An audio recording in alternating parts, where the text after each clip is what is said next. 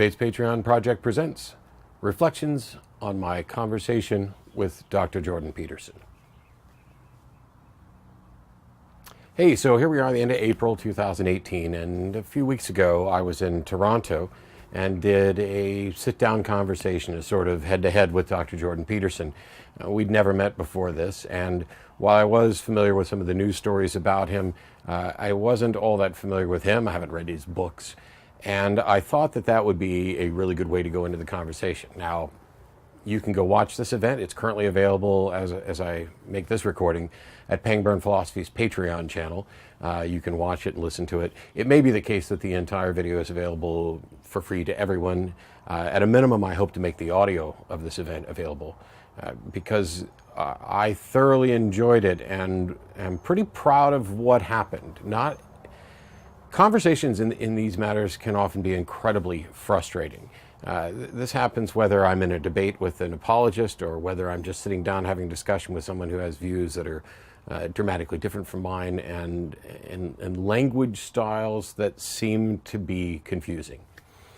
Going into the debate, or going into this discussion, I knew that he had made a fuss about a hate crime law in Canada that was supposedly going to stop or force him to use pronouns and put his job at risk. It turns out that the legal experts say that he was wrong about what the effect of the law was. But that had been addressed many, many times, and I didn't want to necessarily go down that route. I had planned a couple of questions related to pronouns, specifically with his refusal to use ze and zer, the gender-neutral pronouns that are trying to gain some traction, because I wasn't quite sure what his position was. Was it that he absolutely refused to use these because they're made-up words, in which case you could just point out that all words are made up and that language morphs and changes, and that as we have need for new terms to describe concepts as the concepts change, that it might make sense to come up with new words.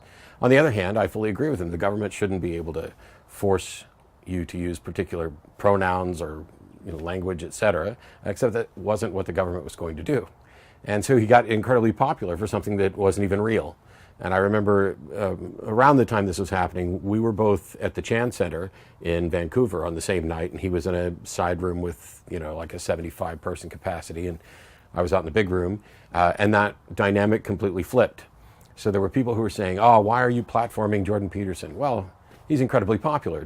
If anything, he's platforming me at this point, and I'm a fan of challenging ideas. If there's somebody who's promoting a particular idea, a thought process, a concept that you have an objection to, the best thing you can do is to make sure you have that discussion with them if possible, to let them explain themselves, and then point out what you object to about it.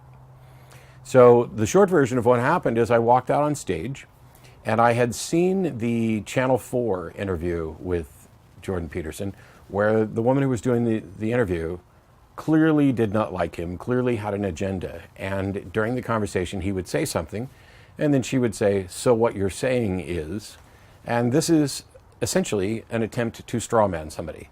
It's not good mirroring, which is, if I understand you correctly, you're saying this, or am I correct in assuming? Those are questions that are seeking clarification.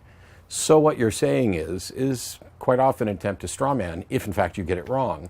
And in that conversation, all it did was allow Dr. Peterson to explain again, or in a different way, or go off on a tangent. And so he just got to talk more. The actual merits of the ideas he was expressing didn't really get challenged. And so I walked out on stage and I said, I just met him an hour or so ago at dinner. We haven't had much time for conversation. I'm not going to do what the Channel 4 interviewer did. I am not going to be attempting to strawman him at all. My goal is to have a good conversation, to find out where we agree, where we disagree, and to be open and honest. And when we disagree on something, I'm going to challenge it. And when he says something they don't understand, I'm not going to, so what you're saying is, go down the strawman route. I'm going to ask for clarification. Maybe I don't understand that. Can you dig a bit further? That was the plan for the evening. And I think, I usually leave my events a little disappointed. Oh, I could have done this. Oh, I should have said this. I was not the slightest bit disappointed at the end of this event. Of course, there were things that could be improved. I actually wouldn't mind having other conversations with him. But I accomplished what I wanted to do on many fronts. And so I'm going to give you some summaries of things that he said and what my view of my reaction to that was. And then, when it's either you can go to the Patreon and check it out, or maybe it'll be released at a later date. You can see for yourself whether or not what you think of the event and whether or not I'm fairly representing it. So what kind of things did we talk about? So I came out to the backyard to film this. So there's a trampoline behind me because many people view these sorts of conversations as if you're on a trampoline because you're really not getting anywhere. I don't view it that way. I think some people kind of dismiss the value of having a trampoline. It's good exercise. It's a bit of fun, and you do make some progress. It's just not a way of getting from point A to point B. In this particular discussion, I knew that I wanted to talk to him more about his thoughts on God and gods, including in the narrative sense, and also about morality. He'd previously been on Sam Harris's podcast twice. The first time was this disaster where they couldn't even agree on truth because Sam was viewing truth as that which is consistent with reality, and Peterson was advocating for a sort of metaphorical truth. It's true if it benefits you in some way. And you can listen to Sam Harris's Waking Up podcast with him, where I think Sam did a good job of addressing that. But I didn't want to spend all the time going in circles on the subject of truth. And so I wanted to have a conversation about gods and morality. And there were questions that came up during the Q&A, which I think were better than some of what we addressed. One interesting one I thought I'd put at the outset was somebody essentially asked, if every thinking mind ceased to exist, would God still exist? Now, I've seen Jordan being asked before,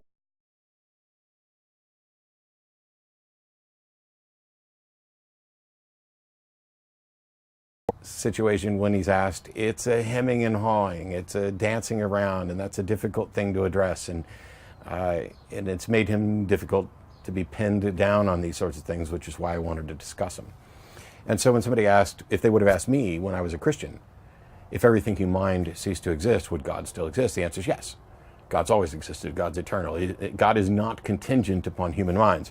For Dr. Peterson, it was a little bit of a different story. That's a very difficult question, and let's go back and look at, the Enlightenment and this notion of materialism, and people thought that, if we all disappeared, that, this table would still be this table and this rock would still be this rock, etc. But he's not so sure about that because, he wants to consider the impact the observer has and the narrative that we write about it. And I didn't actually address that response there. I can do it here. That's garbage as far as I'm concerned. It violates Occam's razor. It violates the null hypothesis. It violates the burden of proof. It violates the foundations of skepticism. And that to me is incredibly important because as far as I can tell, if every thinking mind ceases to exist, there's no reason to think that has any impact on this camera and this tripod, that it stops being what it is. Certainly there are no longer people to recognize what it is. It's not going to be performing in its function. There's not going to be anybody here to record or edit anything. But there's no reason to think that the camera changes what it is or that it ceases to exist. And if you think that that's likely to be the case, you have to actually meet a burden of proof with respect to that claim. You've adopted a view that this is like something that is likely to happen or might happen, and you have to demonstrate that. You can't just go down to, we as observers interact. This notion of, it's true for me, is something that I've rejected forever. And standing in line answering questions after the event, there was a woman who came up and said, oh, so you don't think there's an afterlife? And I said, no, I have no reason to think that there is. If there is one, somebody can demonstrate it and we'll find out afterwards. And she's like, well, there is, and I know, and you would know if you were, I forget the exact word she used, but, an intuitive, that's the word she used. She thinks she's intuitive and can intuit these things. And so she doesn't have a good grounding in skepticism. Now, I'm going to do a video probably later on today or tomorrow that talks about my magic and skepticism tour. This was part of that tour, even though I didn't do the show here. And I really think that Jordan and others could have benefited from that tour because it's about the foundations of skepticism. At one point during the conversation, and this is one of the regrets that I have that I didn't actually address this, he sort of mocked or sneered the word something about skeptics and skepticism under his breath.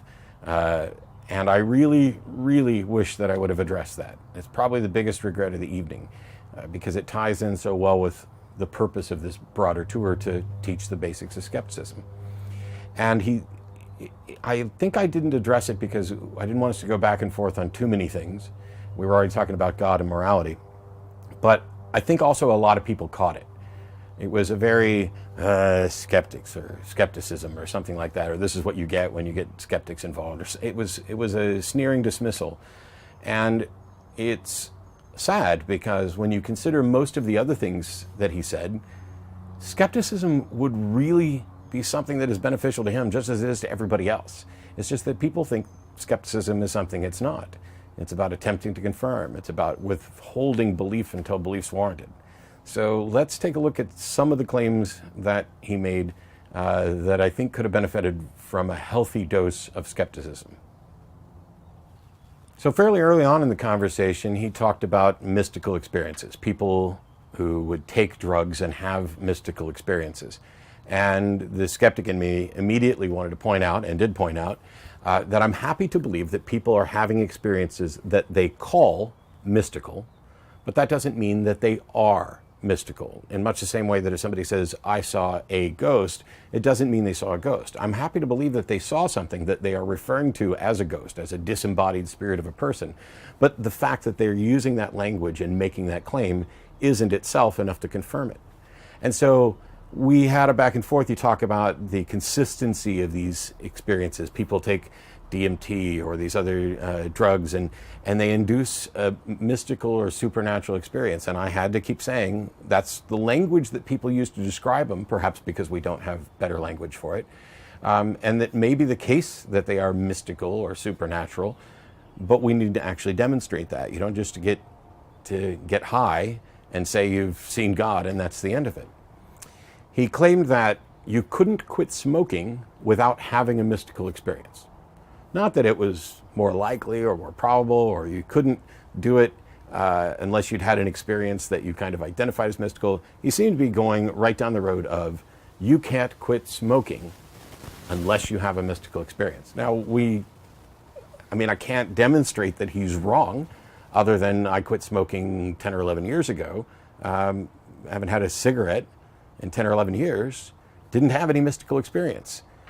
I don't know what his real response to that would be, because when I pushed back on it, he wanted to go down this road of, oh, we know this is the case, and let's cite this, and let's cite that. And there didn't seem to be a strong tie to a consideration of the reality that you and I experience, as far as I can tell. So that was one of the first things. You can't quit smoking without God or shrooms, essentially. I don't know how he got there.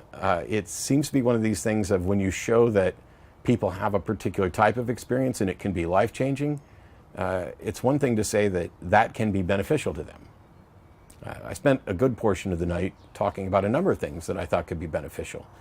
When we talked about whether or not there was a God, one of the questions that I had thought of ahead of time to ask, and I did ask, is, what are you afraid that we'll lose if people stop believing in a God? Because I get the feeling that sometimes, a la Dan Dennett, what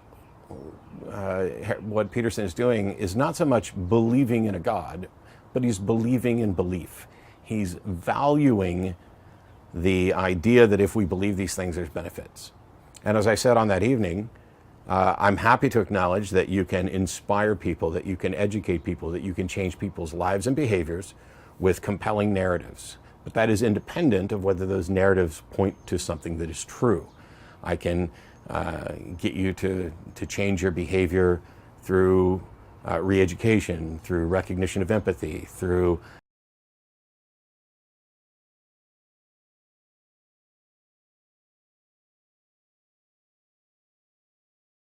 story I'm using to influence you is ultimately true. And so when I asked him what he was afraid of losing, it took a while, but we got around to he's afraid we'll lose these grand narratives, the metaphorical substrate that underlies these narratives. And that's really not an answer, because until you tell me what there is of value within the narrative, I've basically asked, if you no longer believe these narratives, what will you lose? And his answer is the narratives. Well, I want to know, what is it about the narratives that are valuable?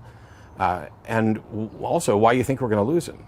Yes, there are probably still people who believe in, the Greek and Roman pantheon of gods to some extent, whether or not they actually think that they're literal beings, whatever. But we haven't lost those narratives. We haven't lost those stories. And we're not stopping in our effort to create new stories. There's 5 superhero movies coming out in the near future. All of those are the same sort of grand narrative, the Christ-type figures, the heroic figures, the things you would read about when Joseph Campbell puts together his discussion about the narrative. I value some of these narratives because they're allegories and homilies and things that lead us to realizations about who we are. But the stories themselves aren't true, and I want to get to the point where we can at least acknowledge that. If Peterson said, I don't think any of that stuff is true, I just think that there's some cool stories in there that we can learn from, we don't have that much of a disagreement. The problem is that you have fundamentalists and evangelicals running around who actually believe that these aren't just narratives, that they are in fact true. So he didn't really explain too much about what we would lose from those narratives. But what he did say essentially is that not only can you not quit smoking without a God, but if you lose that belief, what you also lose, according to him, is art. And I push back on this as well. Are you telling me there's no atheist artists, that there's no godless heathen rock musicians? Hell, I can write a poem for you right now. This is something that stems from who we are. And some people are more adept at it. Some people are more adept at telling a story. Some people are more adept at speaking in public. Some are better at performing, at acting out roles. We're telling stories, painting pictures, and writing music, creating beautiful art all the time without any need for either the belief in a religion or the truth of a religion, as far as we can tell. And when you conflate those two things, the belief in a religion and the truth of a religion, that's where you run into problems. This claim about not being able to quit smoking, I think, could use a healthy dose of skepticism. This claim about the value of a narrative or the fact that we might lose it if people stop believing in it is almost demonstrably false. We talked a little bit about foundations of morality, and this is where we ran into probably one of the most telling moments of the night, because I wanted to have a good conversation. I wanted to make sure I wasn't treating him unfairly, that I didn't straw man him, that I never did the "so what you're saying is." And I think that I sat there fairly calmly, let him speak. We both interrupted each other on occasion. That just is going to happen. But there was a moment where he was trying to get me to explain foundations of a secular morality, and I was interrupted over and over and over again, many times, to the point where I said, hey, I'm trying to answer the question that you're interjecting with, if you'd just let me finish. And when I talked about one avenue by which you could build a secular moral system, to begin with, let's say, 3 foundational premises, and they can be completely arbitrary. That life is generally preferable to death. These aren't absolute rules; they're general foundations. Health is preferable to sickness, and all this. I kid you not, he interrupted to say, "So you're saying you're not skeptical of those foundations?" Or he said something like, "But you're not skeptical of those foundations." Essentially, he was doing to me exactly what the reporter on Channel 4 did to him, right in the middle of my explanation of those foundations. And I was going to point out that, yes, in fact, you should be skeptical of them, that the value of these things is that you can change them when evidence suggests that they might be wrong. If you started with a foundation of death is preferable to life, you don't get very far because people start dying off. And you realize this is in conflict with well-being. Well-being, and he wants to dismiss that. But he literally strawmanned me. Not necessarily word for word like the Channel 4 person, but it was, so you're not skeptical of those foundations. So after several interruptions and then this attempted straw manning, I did kind of get to shut him down and actually explain what I was talking about. And later on in the night, I used, the sort of chess analogy to, I believe, respond a little bit more in detail to one of the attendees who had a question about the foundations of morality. So that largely worked out pretty good. But his view was that you can't be moral without a God. He was asked during the Q&A, essentially, what would an atheist actually be like? And he gave a reference to a character in, I think, Crime and Punishment, but essentially argued that a true atheist would be a murderer. A true atheist would, be this, I guess, almost Vulcan-like creature of logic. Hey, there's a narrative, Star Trek, that would rationalize and commit murders. And yet he doesn't think that any of the atheists he's encountered, I guess, including me and others, are actually atheists. We have some God. We've made some deity of something in order to keep us from being atheists, who are nihilists and murderers, etc. This take on morality, as I pointed out, I went on a little minor rant there during the Q&A because I would expect this from standard apologists. What we have here is the narrative that atheists can't be moral, that a godless world can't have any foundation of morals, even after one was described to him, even after one that was described which could ultimately be entirely selfish, in the sense that I want to live and I want to live a good life, and so it's in my best interest to make sure that I'm engaging in the sort of thought and encouraging the sort of thought that allows that to happen. That, hey, I don't want my stuff stolen, so I get around a bunch of other people who don't want their stuff stolen, and together we build a society that discourages and punishes, in some cases,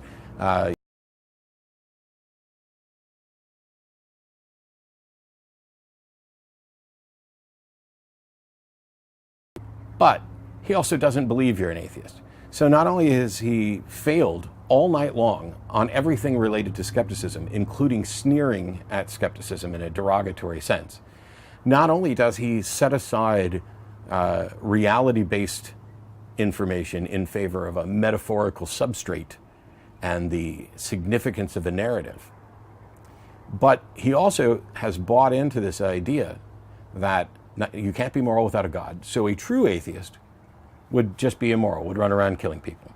But because you don't do that, and that would conflict with what I believe a true atheist is, I have to now come up with a post hoc rationalization, which is, you're not actually an atheist. And before we did this event, there were a number of people who were like, oh, I really wish you'd sit down with Jordan Peterson. I really love what he has to say. And I kept saying, what is it you love? What is it that he said that you love? And I didn't get very many answers. There were certainly some people who agreed with a couple of political views, and that's fine. But I was hearing from a lot of atheists. He has a lot of atheist fans. And I was like, okay, you're basically telling me that you have a great appreciation for somebody who seems to identify as a Christian and has been referred to as the Deepak Chopra of Christianity, because when he's asked about this stuff, you get kind of word soup quite often with let's set aside reality and appeal to these grand narratives and metaphorical substrates when we're talking about reality. Either there is a God or there isn't. That's it. Either we have good reason to believe there's a God or we don't. That's it. That is separate from whether or not, hey, there's this really compelling God story that provides people with hope or encourages them to be better people. That may well be true. My first concern is whether or not there's a God. Because if there's not, then that story, which has that effect on people, implies that there are other stories that might have that effect, and it may be the case that you can have that same effect with something that is true by having a good understanding of the fact that we are creatures sharing space, and that my actions have consequences on other people, their actions have consequences on me, and that we should work reasonably to try to make sure that we minimize the harm that we can do each other and maximize the benefit that we can provide to each other without appealing to the supernatural, without relying on deities, and without relying on fairy tales. You look at Grimm's fairy tales and the nursery rhymes we tell kids, these are morality plays. But largely, people don't think that they point to something true. They're not like the characters in the story are true. The thing that they're pointing to as true is something about us. And I would hope that a psychologist would actually start to recognize this. And I have some concerns about a psychologist. Granted, he's working as a professor. I don't know that he has actual patients. But if somebody comes to you and tells you that they believe they're George Washington, and your view of truth is that it's true if it benefits you, then how do you diagnose them? How do you determine that they're not George Washington? Do you just say, oh, it doesn't matter, they're getting a benefit out of it? Without having a sound foundation on the reality we supposedly share and experience, I don't know how you could do your job as a psychologist. To me, it's almost as if a good understanding, which I think he has, of human psychology has led him down a road where the narratives that make up our lives and the interactions we have on almost more of a sociological level trump anything about reality. And I don't know how you can really do psychology well that way. But I'm not a psychologist, and I would be interested in other psychologists' musings on how to reconcile this potential thing. So one last thing to hit, and then we'll be moving on to other things. So I've talked a lot about what was said there from my perspective. Obviously, you should watch it, make up your own mind. If it's not available currently, it may be in the future, as I mentioned. But there was a lot of frustration, and it wasn't primarily from me. I was really interested in having a conversation. I wanted us each to share our ideas, get the contrast out there. There was a lot more interrupting and strawmanning coming from Jordan. And despite that, and despite my confusion over his fascination with narratives, I would have another conversation with him and maybe broach some other topics and find other areas where we disagree. There are people who, why would you ever engage with Jordan Peterson? Well, because I can actually have a conversation, and if I think that some of his ideas are wrong and potentially dangerous, I think the way to expose them is to get him to say what those ideas are and then express the difference. That doesn't mean that every conversation with somebody you agree with is going to be valuable, but the guy's incredibly popular.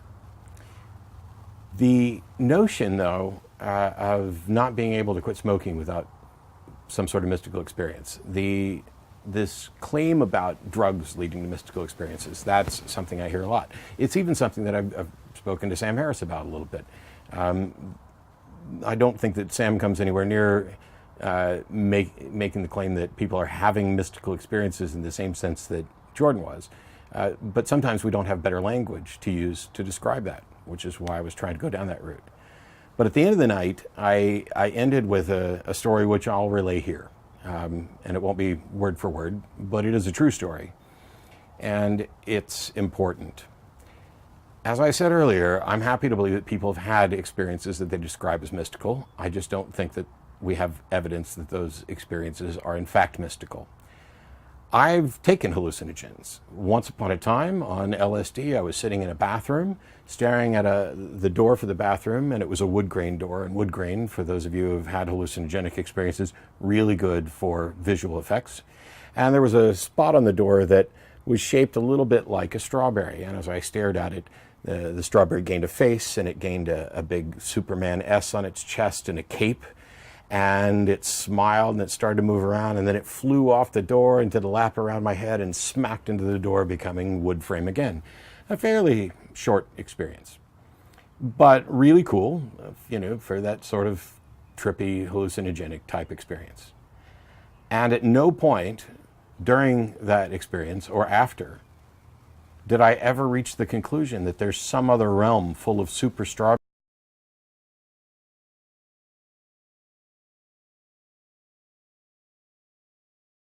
from this super strawberry. And if it had spoken to me and relayed a message, I wouldn't in any way think that that message somehow tied to something true and valuable, other than if this is generated by my mind, perhaps I'm, sitting here contemplating something and my subconscious mind is trying to give me information. What if a whole bunch of other people started having those same experiences and reporting super strawberries? Would that mean that we've discovered a way to tap into the super strawberry realm and we should start paying attention to it because these super strawberries are going to tell us how to live and enjoy life and have a better future? No. In much the same way that alien abduction stories back in the 40s and 50s, or even before that, when you had encounters with aliens, they were varied and different. And then after, Close Encounters of the Third Kind, the narrative about what kind of aliens we were encountering became very, very similar, to the point where almost everybody universally is describing the almond head and the eyes and, gray with black eyes and large heads and stuff. It may make sense from a scientific perspective. It may be very common, but once the stories have entered the public narrative, you can no longer have confidence that somebody who's reporting, I experienced an alien that looked like this, that they are reporting accurately what they experienced or whether or not their experience was likely to be true. You don't get to say all these people are experiencing the same sort of thing, therefore there must be something there. Because the something that might be there influencing the sort of experiences they have is the narrative, is the story that has been cultivated through who we are. We are similar people with similar minds, addressing similar issues, trying to solve similar problems. How could it remotely be surprising that we come up with similar explanations? And if you read through the work of Joseph Campbell and others, when we talk about mythical figures and heroic figures and Christ figures and saviors and things like this, they appear all over the place. And there are people who look at that and say, there's so much commonality that there must be something there. It must point to something true. And yet they don't want to acknowledge that the thing it seems most likely to point to that's true is that human beings tell stories, and the stories are going to be similar. We're pattern recognition machines. We look for agency when we see a bush move. Is it the bush moving or is it something in the bush? And sometimes we infer agency. When we are standing there talking to somebody and that person falls over dead, it seems intuitively correct that something that was there is not. And so we anthropomorphize those things and we tell ghost stories. If in fact there were real ghosts, real gods, real super strawberries, that's something that would need to be demonstrated. And I'm not remotely saying that the stories about those things have no value. I've acknowledged that over and over again in this video, on the stage, at other times. My concern is whether or not they're true, because there's a good contingent of the population that believe they actually are true. And when people who don't believe they're true still find them useful and want to delve into deep philosophical and theological, sociological, even psychological justifications for them, they're talking about two different things. They're not talking about the God people believe in. They're talking about the human condition and what kind of gods we might invent in order to help us better understand ourselves. And that's the language that they need to use to describe that. Instead of saying people have mystical experiences, you should say people have experiences they describe as mystical. Instead of scoffing at skeptics, you should perhaps understand and know what skepticism is. You should also have a better understanding of what atheist means, who atheists are. And the last thing that I want to touch on, because it was the only thing in the evening that actually came close to pissing me off, is I was talking about morality and talking about how we haven't yet had a society where secular humanism was the foundation, so that we could see how well secular humanism could do in comparison to other things. And this is where Dr. Peterson demonstrated the most ignorance. And that was when he said that, oh yes, we have Soviet Russia, Stalinist Russia. Well, you can call that an atheistic regime, but the truth is, it was religious in its structure.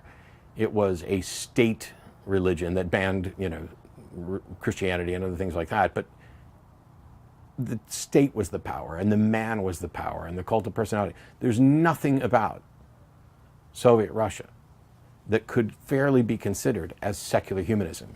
And so I flat out told him on stage that this was monumentally ignorant, and that before he goes around declaring that there was a secular humanist regime that killed its citizens and did these other things, that he should take some time to learn what secular humanism is, to read the various secular humanist manifestos, and perhaps to even talk to some secular humanists. Because you can't point to a value in secular humanism that necessarily leads to the sort of problems that we saw in that, albeit atheistic regime, that Soviet Russian regime, and others like it. He does not know what secular humanism is. And because of this, it keeps him mired in the idea that you just couldn't have a moral system. And if I were a psychologist analyzing what was happening on stage, my guess is that that would be why I was interrupted so frequently and so often and strawmanned right when I was trying to explain how it is possible to have a secular moral system, with secular humanism being a prime example of what we're trying to do with that. But I'm not a psychologist, so maybe it's not fair for me to psychoanalyze him, but you can watch the video for yourself. I enjoyed it. I hope there's a chance to do more, and hopefully it did some good. I got lots of great feedback from people on this. There were a couple people who gave some incredibly negative feedback on it, but they seem to be in the extreme minority. So I'm hoping everybody gets to see it, particularly Jordan's fans, and in particular Jordan's atheist fans, Because as I said on stage that night, the bad news is that he thinks atheists are going to be murderers. The good news is that he doesn't actually think you're an atheist. So while I run around pretending that I can read minds on stage, knowing that I can't and portraying it as entertainment, Jordan evidently seems to think that he can read minds, and he can't. This video is made possible by supporters of the Atheist Debates Patreon project. You can find more information and add your support at patreon.com/atheistdebates.